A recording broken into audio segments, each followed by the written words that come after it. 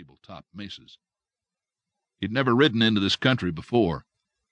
It was a wild land, said to be haunted by ancient Indian spirits who had left their dwellings high in the canyon cliffs where only eagles could nest. Richard had seen a few of these crumbling cliff houses and had marveled at their impossible placements. The dwellings usually were small, pressed back under the brow of some heavy rock, and often difficult to find unless you really were searching for them. Most of the ones he'd come upon were tiny, more like storage sheds than houses. He'd tried unsuccessfully to enter them, on the outside chance that they might yield Indian treasures. A sudden gust almost tore the hat from Richard's head, and then the wind changed direction, slanting under the brim of his hat to plaster his beard and cheeks. Going on was madness. Richard was just about to rein in when his bay gelding stopped, planted its feet, and snorted with alarm. A moment later, Charlie's horse bumped against him, and the cowboy's sharp exclamation was lost in the wind. Magically, the blowing snow again changed direction and swirled upward suddenly to part like a shimmering lace curtain.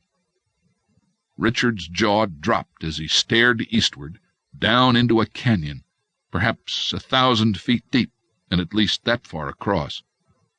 This by itself was no great surprise. Dozens of major canyons furrowed these mesas where spring snow melted and fed into the great lower river valleys. The astonishing thing was how the sun broke through the storm clouds with a brilliant bolt of shifting sunlight, highlighting a cliff dwelling of such magnificence that it hardly seemed of this world. Richard wasn't expert at guessing distances, but he judged that its protecting cavern was about 400 feet wide and 60 feet high. Every inch of that immense amphitheater was filled by the ancient city.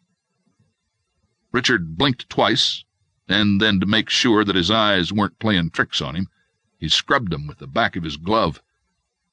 When the sun-washed cliff dwelling remained, he leaped to the ground with such excitement that he would have slipped and tumbled to his death had he not made a desperate grab for the stirrup. "Hey!" Charlie shouted. "What's going on? You all right up there?"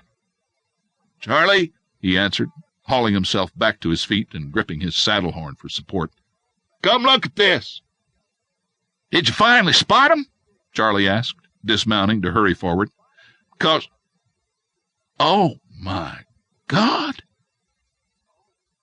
They stood there in the snowstorm, two icicles breathing steam and with tears leaking from their staring eyes. The great cliff dwelling lay well protected by an immense bowl-shaped cavern formed by a great smoke-stained wedge of sandstone. And even through the falling snow, Richard could see that the city was constructed of dozens of imposing buildings, some 3 and 4 stories high, many dotted with windows and connected by ramps, stairways, and wooden ladders. Every inch of the cavern had been utilized by its builders, who must have labored for centuries to create this lost city of stone. Richard's attention was fixed on a castle tower whose upper floors almost touched the smoke-blackened ceiling. "How could anyone have done it?" Charlie asked.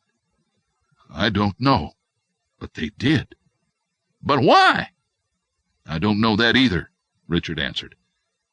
"But maybe we'll be able to find out when we get inside." "We're going in there?" "That's my intention." "Well, you go ahead. I'll keep looking for the cows." Richard smiled to himself, knowing that Charlie wouldn't dream of separating in this foul weather so far from the ranch.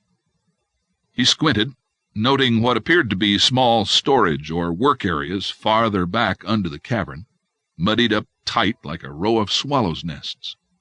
Even more fascinating were the many open pits whose roofs had collapsed during the passing centuries. Though filled with debris, Richard could tell that they were perfectly round and rock-sided. Their function was a complete mystery. "You suppose this is the place Akowitz kept telling us about?" "It has to be," Richard answered, remembering the Utes' stories about a haunted city suspended in the sky. "It's like a palace." "I've never seen a palace, but that must be what